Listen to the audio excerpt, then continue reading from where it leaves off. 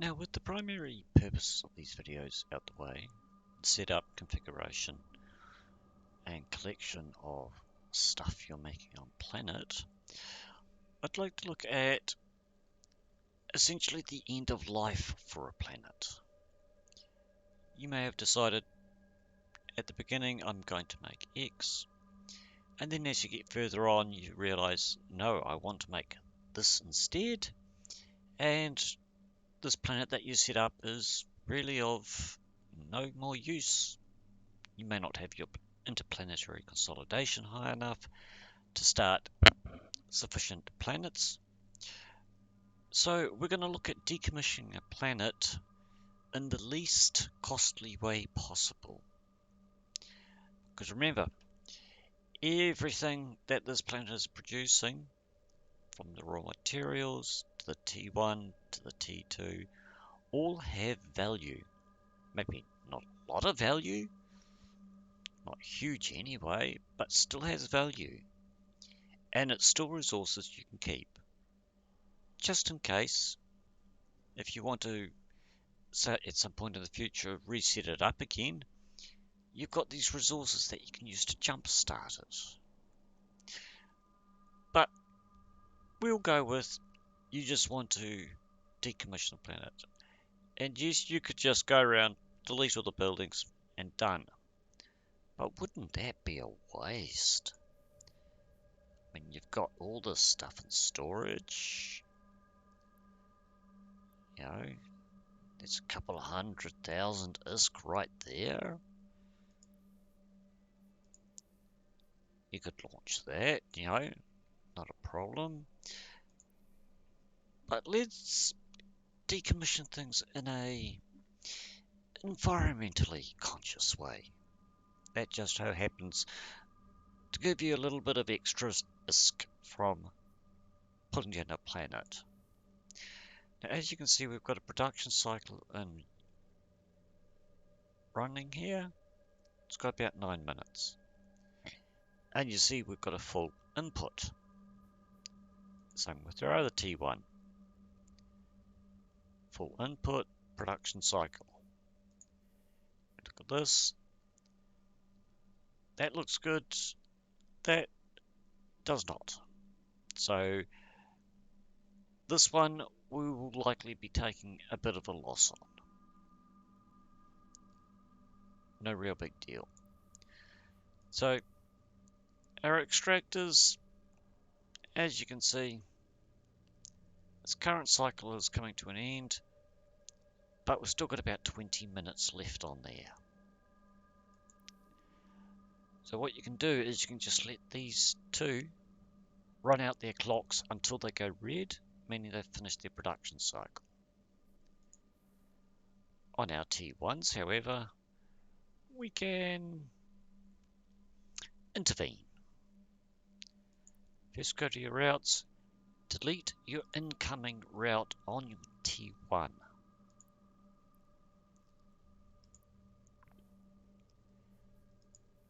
And then delete your incoming routes on this T1. You want the incoming. Now, if you look at them, you'll see that you didn't lose what was currently sitting there input.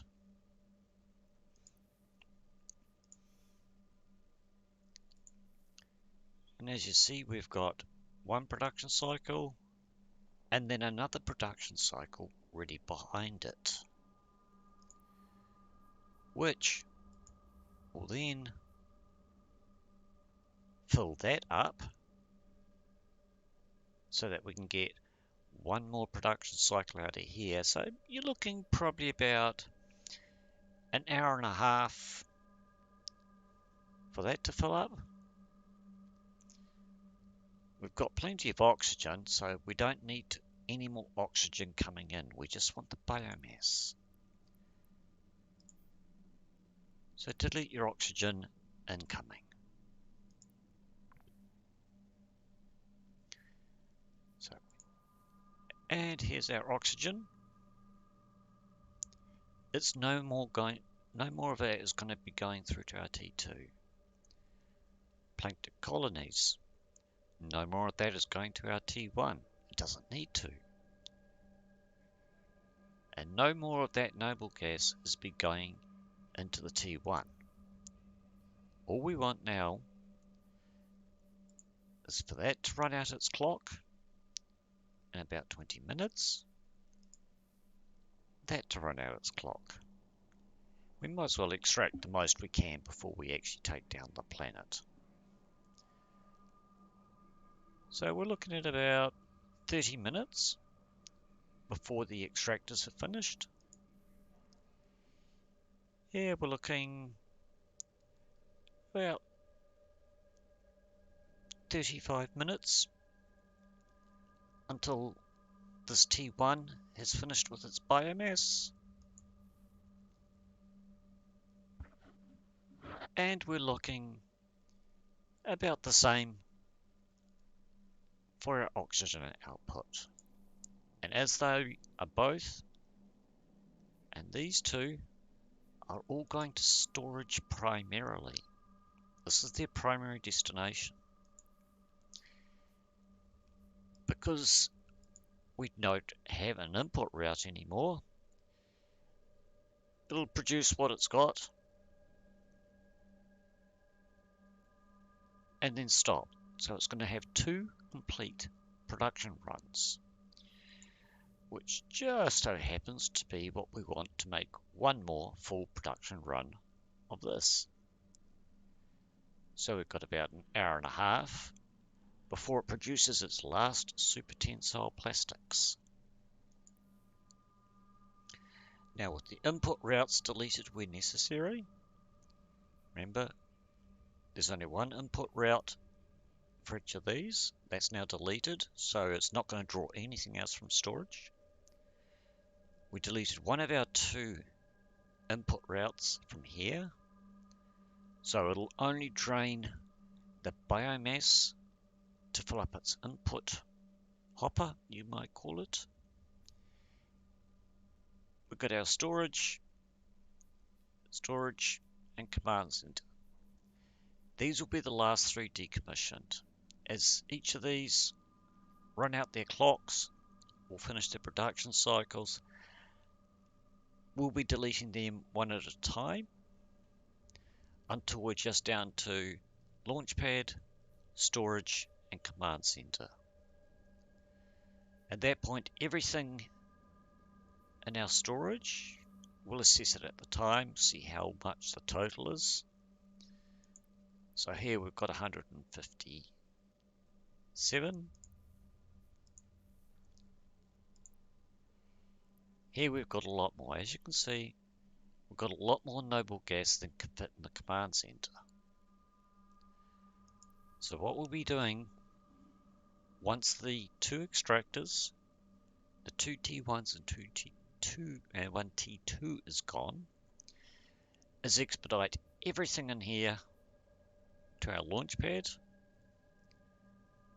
go and pick it all up, and then decommission the launch pad, the storage, and then finally the command center, which abandons the planet and frees up a slot for you to build a new planet.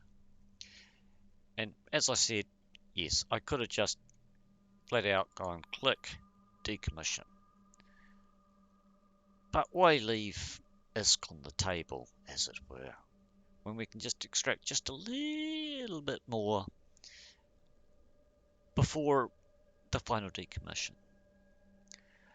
So with around an hour and a half to go, let's pause things there while we wait for everything to actually finish. And now that time has passed, let us see how our planet is doing in its shutdown. As we can see, nothing active on the extractors. They're done with. So now let's decommission those. Proceed. Decommission. Proceed. Submit. This is also how you move extractor control units around if it's no longer on anything that's worth any value. You decommission the extractor control unit, find where to put it again, and then build a new extractor control unit, put out your extractor heads, make sure you link it, set the routes, and so on. And as you can see, it's not producing anything. It's done. So we'll decommission that. And similar with this one, nothing here, waiting, it's not doing anything. So we'll decommission that as well. So what are we left with? Just our T2. As you can see, it's got 0 biomass, 0 oxygen, and one last production cycle going. Just for the purposes of being tidy, let's just delete the incoming.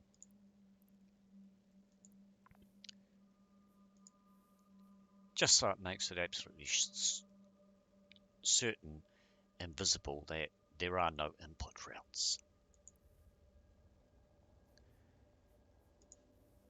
And here, none of this is going to be drawn on by anything else anymore.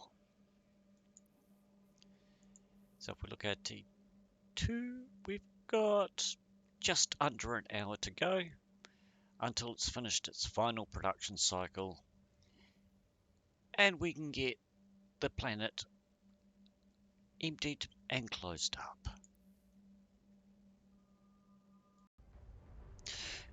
And now we come to the final step in our decommissioning of Toll 7. As you can see, our advanced industry has no inputs and it finished all its cycles. And so we've just got some additional super tensile plastic stored here. And we've got our unused noble gas, oxygen and plankton colonies here. So rather than let all that go to waste, we'll expedite the transfer to empty out our storage facility and put it all on the launch pad ready to be picked up.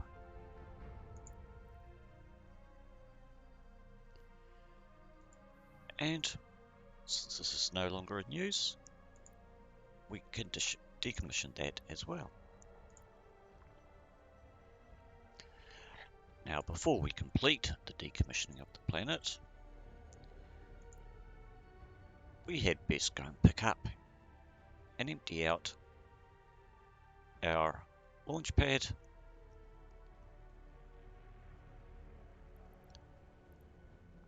just so we've got that additional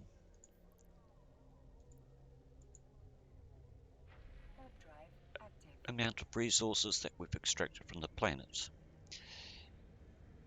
And they can either be sold or just kept in your inventory in case you want to set up another planet which requires some of the same resources, and it means you can prime the pump, as it were. Import some of the materials that you're going to be extracting out of your new planet, hypothetical new planet.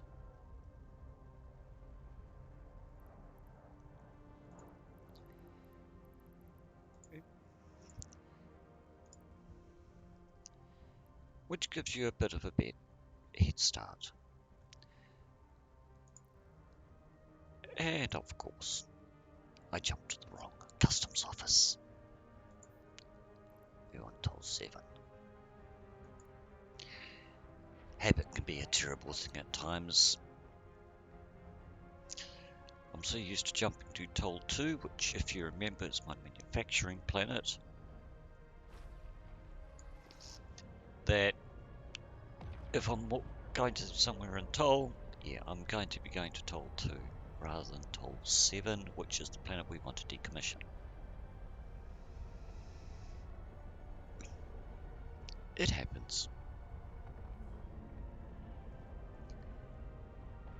And here we are at the planet that we wish to decommission. Grab everything, transfer it,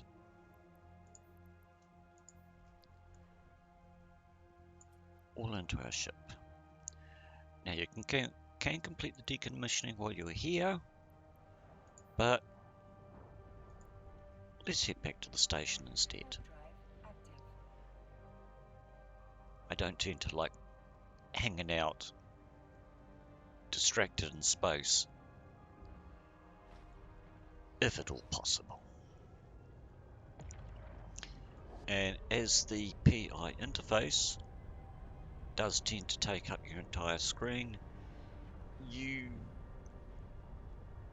do have the chance of getting jumped.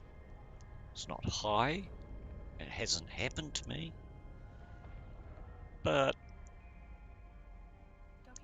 heading back to the station just means I can focus on whatever I'm doing in PI without having to worry about being found, ganked, whatever. So drag all that to our hangar, and as you can see, no industrial activity. So we decommission that. Our storage.